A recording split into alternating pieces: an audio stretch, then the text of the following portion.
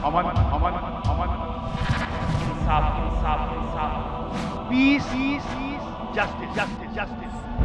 अमन के लिए इंसाफ बहुत जरूरी है। अपने सलाम के जरिए मैंने अमन की बात कही। अमन उसी मुआशरे में रह सकता है जहाँ पे इंसाफ है।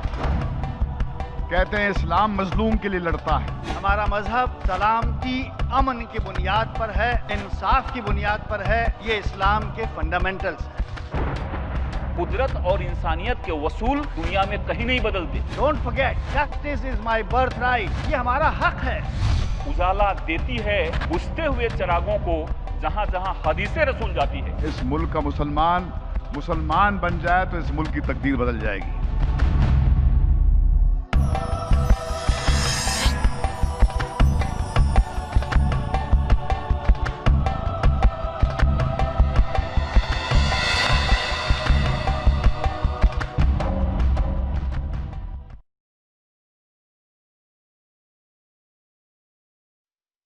अस्सलामुअलैकुम।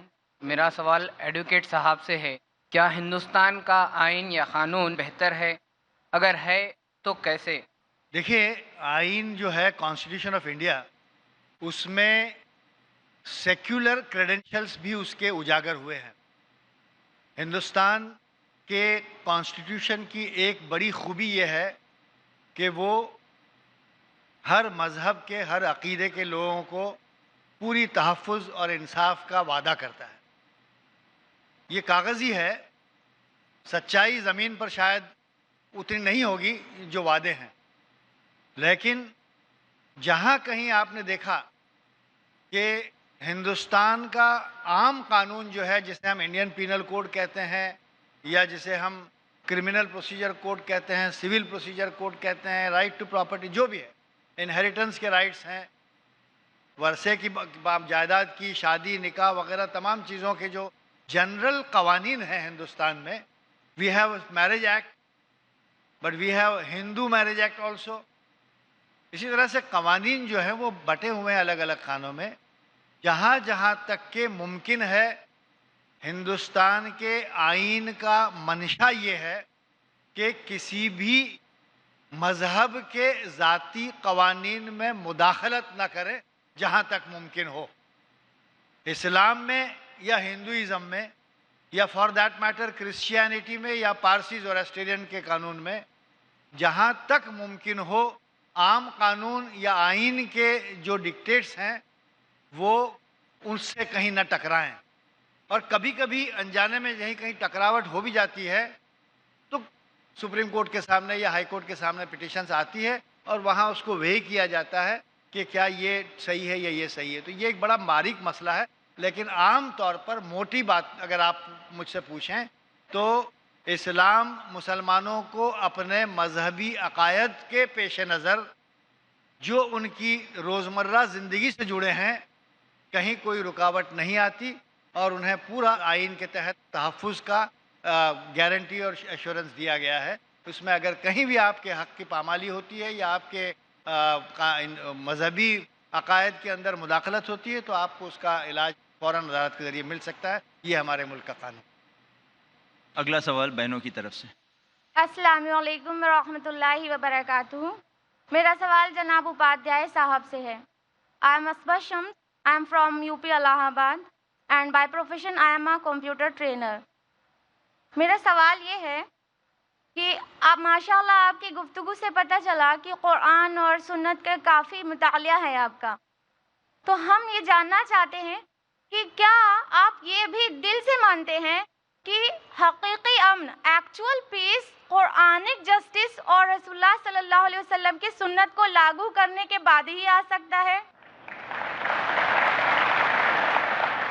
देखिए, अभी हमने अपनी तकरीर में कुरान मजीद और हज़रत मोहम्मद साहब की सुन्नत के बारे में जो बातें बताई हैं वो इंसान और इस पूरी दुनिया के वजूद के महफूजियत के लिए लाजमी है।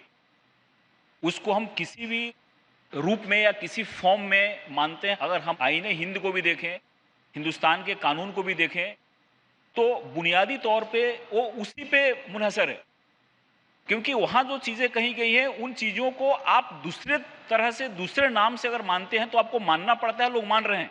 उसको नहीं मानेंगे तो पूरी जिंदगी मुनहदम हो जाएगी, पूरा निज़ाम खत्म हो जाएगा। इसलिए चाहे आप उस नाम से माने या दूसरे नाम से माने, जैसे यहाँ पे एक नौजवान दोस्त ने एक बड़ी बात बताई कि कुरान में जो बातें कही गई है उसी तरह की बातें दिगर मुख्तलिफ मजहबों की जो किताब उसमें भी कही गई हैं। तो वो जो चीज़ है वो चीज़ किसी न किसी दूसरे रूप में है, लेकिन है। अगर वो नहीं रहेगा तो ज़िंदगी नहीं चल सकती और ज़िंदगी खत्म हो जाएगी। इसलिए वो बुनियादी वसूल है, उसको कोई छोड़ नहीं सकता। मुझे ऐसा लगता है कि मुझसे कम सवालात किए जा रहे हैं क्योंकि मेरी तकरीर ने ज़्यादा सवालात पैदा नहीं किए। The next question from the brother side. मेरा सवाल मजीद बिन साहब से है। अस्सलाम वालेकुम, मेरा नाम अबू बकर है और मैं स्टूडेंट हूँ। मेरा सवाल यह है कि आप अपने स्पीच में अभी कहा है कि जब तक जस्टिस नहीं मिलता हमें तो हमें लड़ना चाहिए, लेकिन एक आम आदमी, गरीब आदमी जस्टिस के लिए जब लड़ता है तो उसे कई कठिनाइयों का सामना करना पड़ता है, जैसे कि रिश्वत लेती है पुलिस और हाई फीस अफोर्ड नहीं कर सकते एडवोकेट्स की। तो हमें क्या करना चाहिए? देखिए, हिंदुस्तान में जहाँ इंसाफ की बात होती है सिर्फ मुसलमानों ही तक महदूद नहीं है, हिंदुस्तान के तमाम गरीब लोगों के लिए ये बार बार इस पर चर्चा हुई है, बहुत बड़े लेवल पर हुई है, प्राइम मिनिस्टर के इन्वॉल्वमेंट तक हुई है। वो चर्चा ये है कि in India what we need is quick justice, prompt justice. Justice delayed is justice denied, ये एक बड़ा मसला। एंड इनएक्सपेंसिव जस्टिस, यानी सस्ता इंसाफ। इंसाफ अगर एक भारी भरकम कीमत उसकी अदा करनी पड़ती है, जो हमारे हिंदुस्तान की पॉपुलेशन में, जिसमें मुसलमान भी शामिल हैं एक बड़ी हद तक, गुरबा हैं जो they can't afford big lawyers. वकला की फीस आसमानों को छूती है कि वकील कहेगा कि मुझे एक दिन का 5 लाख रुपए दीजिए, हम जिंदगी भर में 5 लाख नहीं कमा पाएंगे। तो क्या हम इंसाफ से महरूम हो जाएं? तो इसके लिए हमारे मुल्क में और हमारे आईन में फ्री लीगल एड सिस्टम की प्रोविज़न है। ये दुख की बात है और हम ये भी लड़ाई अपनी फ्रंट पे लड़ रहे हैं। मुसलसल ये जहाज शुरू है कि what is the meaning of free legal aid. अभी जैसे कसाब का मामला देखिए, आप लोगों ने सब ने अखबारों में पढ़ा कि लीगल एड में वकील आप मुहैया करें, तो वो वकील जो है उसका मेयार क्या होगा? क्या एक ऐसा नीम हकीम खतरे जान दे दिया जाएगा जो हमें बस नुकसान ही पहुँचाए? तो ये भी एक बड़ा डिबेटेबल सवाल है कि फ्री लीगल एड में अफोर्डेबल इनएक्सपेंसिव जस्टिस की अवेलेबिलिटी भी स्टेट की जिम्मेदारी है, सरकार की जिम्मेदारी है। अगर आप पर खुदा न खास्ता कोई एक मामला आयद कर दिया गया, बहुत गंभीर किस्म का आरोप अगर आप पर लगा दिया गया और आपके पास इतनी रकम नहीं है, इतने वसाइल नहीं है कि आप एक जिम्मेदार, मोतबर और कामयाब वकील को खड़ा कर सकें, तो उस सूरत में आपको फ्री लीगल एड कमेटी की तरफ रुजू होना होता है। सरकार की तरफ से वकील मुहैया किए जाते हैं और उसमें हत्तुल इम्कान कोशिश ये होती है कि मैटर की मुनासिबत से वकील दिया जाए जो इंसाफ कर सके, जो कोर्ट में आपका मामला रखे। ये बात सही है कि इसमें बहुत कुछ काम करना अभी बाकी है। Inexpensive justice is one of the commitments of the state, welfare state in India, in the Maharashtra state या फिर सारे हिंदुस्तान में। तो ये आपका मामला कुछ हद तक सही है कि जब तक आपके पास बड़ी मोटी रकम ना हो, जब तक आपके पास वसाइल ना हो, आप इंसाफ नहीं पा रहे हैं। ये ज़ेर इलाज है मसला, और शायद आने वाले कुछ सालों में हमारी फ्री लीगल एड कमिटीज़ जो हैं, NGOs के ज़रिए भी चलती हैं, सरकार के ज़रिए भी चलती हैं, वो ज़्यादा एक्टिव होंगी और ज़्यादा विजिबल रिजल्ट्स देगी। ये इम्कानात, इसका अंदेशा हम लोगों को है। खुदा। अगला सवाल माइक नंबर 1 से भाई की तरफ से। अस्सलाम वालेकुम वरहमतुल्लाहि वबरकातहू। मेरा नाम तलत अंसारी है, मैं नागपुर से हूँ। मैं फाजिल वकील साहब से सवाल करना चाहता हूँ कि हाल ही में हम मुसलमानों ने 2 बहुत बड़े फैसले सहे हैं, एक हिंदुस्तान से बाबरी मस्जिद का और एक इंग्लैंड से डॉक्टर जाकिर नायक को बैन किया जाना। मुझे ये लगता है कि ये नाइंसाफ़ी है, लेकिन कुरान कम से कम 3 जगह कहता है कि जानकारी नहीं है तो जानकार से पूछो। मैं जानकार से पूछता हूँ क्या इंसाफ है? और मेरा एक सवाल एक जिम्मेदार पुलिस ऑफिसर से भी है। सवालों से जाहिर है कि हम मुसलमान पुलिस ऑफिसर से कितना डरे हुए हैं, लेकिन एक जिम्मेदार पुलिस ऑफिसर खासतौर से जो गैर मुस्लिम है, वो सिस्टम से इस स्टेज पर, इस स्टेज से और पुलिस वालों से इस स्टेज से क्या बात कहना चाहेगा? देखिए, आपने पहला जो सवाल मेरे सामने रखा मैं उसके बाद पुलिस अफसर भी आपके सामने आ जाएंगे जवाब देने के लिए, कि दो बड़े फैसले या दो बड़ी बातें हुई हैं। एक बाबरी मस्जिद का फैसला, एक जाकिर नायक पर इंग्लैंड जाने की पाबंदी। मैं इन दोनों के मुतालिक मुख्तसर कहूँगा, वक्त नहीं है अभी, वरना ये बाबरी मस्जिद के फैसले पर भी बहुत कुछ कहा जा सकता था, लेकिन चूंकि आपने ये सवाल छेड़ा है, मैंने इसका जिक्र किया नहीं था अपनी तकरीर में। मैं ये बताना चाहूँगा कि ये बाबरी मस्जिद के फैसले के सिलसिले में बज़ाते ख़ुद मैंने और महेश भट्ट की मदद से हम लोग कल 1 घंटा जस्टिस अहमदी साहब के साथ बैठे थे, साबिक़ चीफ जस्टिस ऑफ इंडिया, जो बम्बई में कल थे, तो हम 1 घंटा इस पर चर्चा कर रहे थे कि इसका अभी आगे का क्या हिकमत अमली होगी। मैंने इस सिलसिले में 1 घंटा राजेंद्र सचार साहब से बात की है इस मामले पर। मैंने इसी मामले पर रंगनाथ मिश्रा से भी बात की है।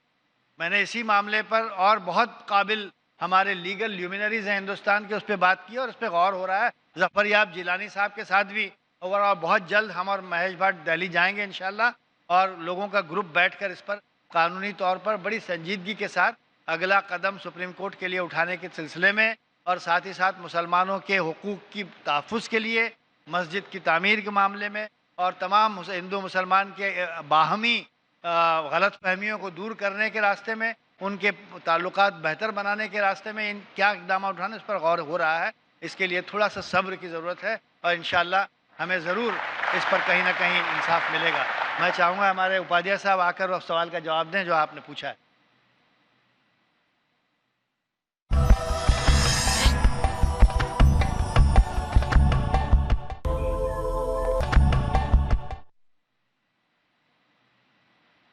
आपने पुलिस महकमे के मुतालिक जो सवाल पूछा है, उसमें आपका जो जज्बा है उसका मैं कदर करता हूं, और पुलिस महकमे में भी तब्दीली की बात हो रही है। इस चीज़ को आली सतह पे कबूल किया गया है कि ये जो पुलिस महकमे का प्रॉब्लम है या उनके जहन में जो गलत फहमी बैठी है उसको दूर किया जाए। हमारे जो बड़े बड़े कॉन्फ्रेंस होते हैं, उस कॉन्फ्रेंस में इस बात पे चर्चा हो रही है कि जो अक्सरियत और अक़लियती तबका है, विशेषकर जो अक़लियती तबका, उसके जहन में यकीन कैसे पैदा किया जाए, और उस पर काफ़ी संजीदगी से बात चल रही है। और हमारे जो कांस्टेबल्स हैं, हमारा जो महकमे के जो हलकार हैं, उनको भी इस बात का अंदाज़ा कराया जा रहा है। इसके लिए मज़हब की जो बुनियादी चीज़ें उनको बताई जा रही हैं कि तुमको कहीं से तुमने पेपर में पढ़ लिया, तुमको कहीं किसी ने बता दिया और तुमने समझ लिया कि मज़हब ऐसा नहीं है, इनकी ऐसी चीज़ें बात हैं।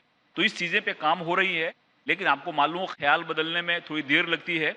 जब ख्याल बदलेंगे तो दुनिया बदलेगी, उसके लिए कोशिश हो रही है, और मैं दुआ करता हूँ कि जल्दी जल्दी ख्याल बदले और ये जो नाइंसाफ़ी होती है वो दूर हो जाए। किसी ने बड़ा ही अच्छा कहा है कि बेसबब हम पे यूं जलने से कुछ न होगा, आग नफरत की उगलने से कुछ न होगा, गर बदलना है उम्मीद तो दुनिया बदल, शहरों के नाम बदलने से कुछ न होगा। अगला सवाल बहन की तरफ से। अस्सलाम वालेकुम, मेरा नाम अंजुम मोड़क है और मैं एक होम मेकर हूँ, और मेरा सवाल उपाध्याय साहब से है कि उन्होंने अभी अपनी तकरीर में पीस टीवी का शुक्रिया अदा किया और कहा कि आप पीस टीवी देखते भी हैं, लेकिन हम मुंबई जैसे शहर में रहते हुए हमें पीस टीवी दिखाई नहीं जा रही है। हर केबल वाले पर पाबंदी क्यों लगा दी गई है, हालांकि हर कोई जानता है कि पीस टीवी अमन का पैगाम है। जैसा कि मैंने आपको बताया कि मुझको जब भी वक्त मिलता है मैं पीस टीवी को देखता हूँ और बड़े गौर से उन सारी चीज़ों को सुनता हूँ, और मुझे भी काफ़ी अच्छा लगता है। एक बड़े ही अच्छे तामीरी तौर पे जो मज़हब की बातें हैं, जो सदाकत की बातें हैं, उन लोगों के सामने आती है, और अगर वो सबके सामने आए तो मुझको ऐसा लगता है कि अच्छे माहौल बनाने में बहुत सारी चीज़ें उसमें काम आएगी। और जब मैं सोलापुर में पुलिस कमिश्नर था, वहाँ पे आपके पीस टीवी से मुतालिक काफ़ी लोग वहाँ गए थे, वहाँ कार्यक्रम हुए, और जब मैंने उनसे बात की, उनकी तकरीर सुनी, तो मेरे जहन में भी बहुत सारी जो गलतफहमियाँ थी वो गलतफहमियाँ दूर हो गई। तो एक बड़े ही अच्छे बुनियादी तौर पे इस चीज़ को सामने लाया जा रहा है, और जितना ज़्यादा से ज़्यादा हर एक लोग उसको सुनेंगे, उसको समझेंगे, तो मुझको लगता है कि अमन बनाने में और मजहबी तौर पे जो मिसअंडरस्टैंडिंग है, जो गलत फहमी है, उसको दूर करने में काफ़ी सहायता होगी, काफ़ी मदद मिलेगी। ऐसा मैं मानता हूँ। इंशाल्लाह ऑडियंस को बताएं कि पीस टीवी का भी डाउन लिंकिंग का लाइसेंस का प्रोसेस जारी है और इंशाल्लाह कुछ वक्त बाद हो सकता है उसको ऑफिशियल लाइसेंस होगा। तो there is a technical process for everything and that is under review and इंशाल्लाह in a few months most of the people would be able to watch, inshallah. Make dua. The government had some restriction. They were not giving license to most of the new channels, as we understand, And that is being opened out, and inshallah we should have that after some time. अगला सवाल भाइयों की तरफ से। अस्सलाम वालेकुम व रहमतुल्लाह। मेरा सवाल महेश भट्ट साहब से है। मेरा नाम फरहान है और मैं एक तालिब इल्म हूँ। मेरा सवाल महेश भट्ट साहब से है कि उन्होंने अपनी स्पीच में कश्मीर के बारे में कुछ कहा, लेकिन मैं पहली बार सुन रहा हूँ कि किसी कॉन्फ्रेंस में एक आदमी की मतलब वो भी जो जस्टिस की तरफ से लड़ रहा है वो कश्मीर के बारे में कह रहा है। मैं उनसे सवाल कर रहा हूँ कि कितना टाइम लगेगा अपने इस मुल्क के बाशऊर कौम को, जिनमें मुस्लिम भी आते हैं और गैर मुस्लिम भी आते हैं, कि वो जाने कि कश्मीर के बारे में जो कश्मीर में जो नाइंसाफ़ियाँ हो रही हैं वो कब ये मुल्क के बाशऊर अवाम कब उनके लिए नाइंसाफ़ियों के खिलाफ लड़ेंगे और अपने मुल्क में आवाज़ उठाएंगे। देखिए, ये एक बहुत ही गंभीर इशू है और इसमें जब तक हिंदुस्तान की आवाम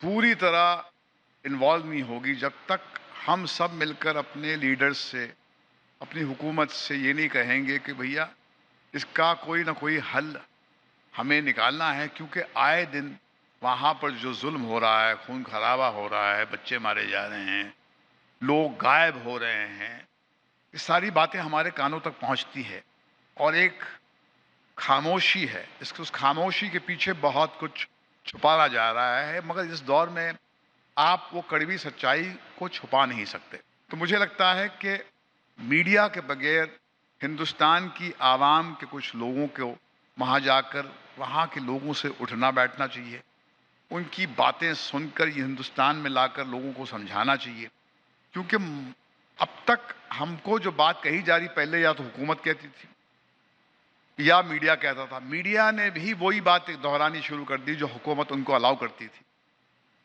अब कोई प्राइवेट जरिया नहीं बचा था। एक बहुत बड़ा एक सेक्शन है जिसको जाना चाहिए और वहाँ की सिविल सोसाइटी में बहुत आक्रोश है, बहुत गुस्सा है उनमें कि हिंदुस्तान की आवाम ने बात करती रहती है इंसाफ की, जुल्म के खिलाफ आवाज़ उठाने की बात करती, मगर हमारी जब बारी आई तो सब चुप रहे। हम अपने बच्चों को दफना के आते थे और हम पे ही उंगली उठती थी कि जैसे हम अपने बच्चों को बेच रहे हैं। हमारे एक दोस्त ने कहा कि भाई, मैंने फ़ोन किया, पूछा क्या हाल है भाई आपका? तूने कहा भैया हम तो अपने बेटे बेच रहे हैं। मैंने कहा क्या हुआ? तो पढ़ा नहीं है आपने अखबारों में कि हम पे आरोप लग रहा है, हम पे इल्ज़ाम लग रहे हैं कि हम 500 रुपये में अपने बेटे बेचते हैं पत्थर फेंकने के लिए, ताकि वो गोली खाएं और फिर वो मरे और फिर शाम को हम उनको जनाजा लेके जाएं और फिर दफनाएं। अब जिस शिद्दत से उन्होंने इस बात को एक्सप्रेस किया, मुझे लगा कि कितनी तकलीफ है वहाँ पर। अब हमारी कोशिश ये रहेगी, कल अभी हम दिल्ली जाकर, हमारे महमूद भाई हैं वहाँ पर अपना जमीयत के, उनके प्लेटफॉर्म से भी कश्मीर का ही जिक्र करेंगे। वहाँ के बहुत बड़े बड़े लोग आ रहे हैं, हिंदुस्तान के सारे लीडर्स आ रहे हैं। तो कहीं पर लगता है कि सिविल सोसाइटी जो है वो उस तरफ देखेगी पूरी तरह, तभी हुकूमत जो है मजबूर होगी, तभी लीडर जाके कोई सोल्यूशन ढूंढेंगे। फिलहाल ये कहना सही है आपका कि कब तक 1947 के बाद में हिंदुस्तान ने तो बहुत तरक्की कर ली, मगर कश्मीर अब भी कहीं पर पीछे एक टाइम बबल में फंसा है और इसके लिए जिम्मेदार हैं हमारे लीडर्स। और हर पॉलिटिकल पार्टी ने नाइंसाफ़ी की है, उसको देखकर अनदेखा किया है, झूठ बोला है।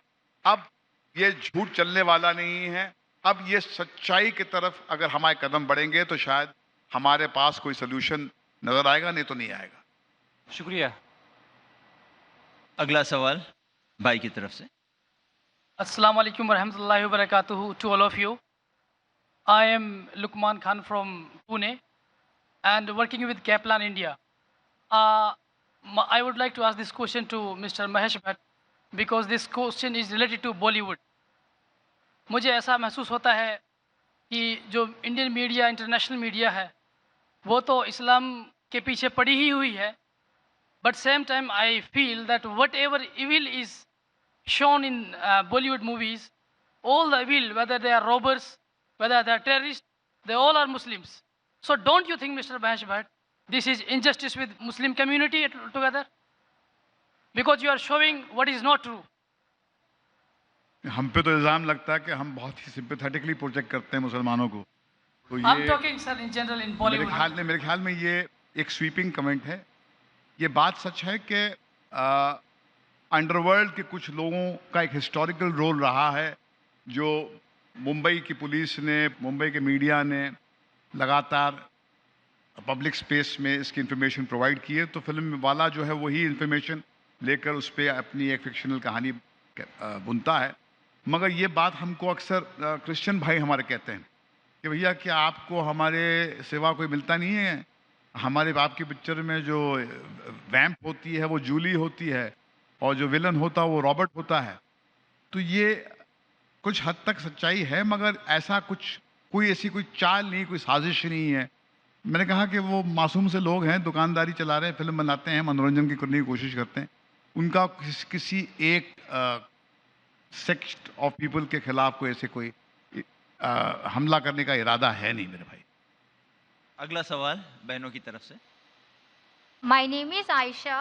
I'm a student. My question is to Dr. Bhushan. General police officers, advocates and judges को मैसेज कैसे कन्वे करेंगे फॉर द जस्टिस, जहाँ पर पासपोर्ट के लिए भी रिश्वत की ज़रूरत पड़ती है? देखिए, बड़ा ही बुनियादी सवाल है, और जैसा कि आपको मैंने पहले बताया कि हर एक मरहले पे, हर एक स्तर पे कोशिश हो रही है कि इस चीज़ को कैसे दूर किया जाए, और कैसे एक जो जस्टिस की बात है या कैसे जो अपने निज़ाम के हिसाब से काम करना, इन चीज़ों की कोशिश हो रही है। और अभी हमारी मेनन साहब से बात हो रही थी कि हमारे जो पुलिस ट्रेनिंग स्कूल्स हैं, जहाँ पे हमारे कांस्टेबल्स की तरबियत होती है, उनको तालीम दी जाती है, और पुलिस महकमे में 90% कांस्टेबल्स हैं, केवल 10% ऑफिसर्स हैं। तो एक कांस्टेबल्स जब रोड पे खड़े होते हैं और उनसे कहीं कोई गलती होती है तो पुलिस महकमे के बारे में सोचा जाता है कि पूरा पुलिस महकमा ही ऐसा है।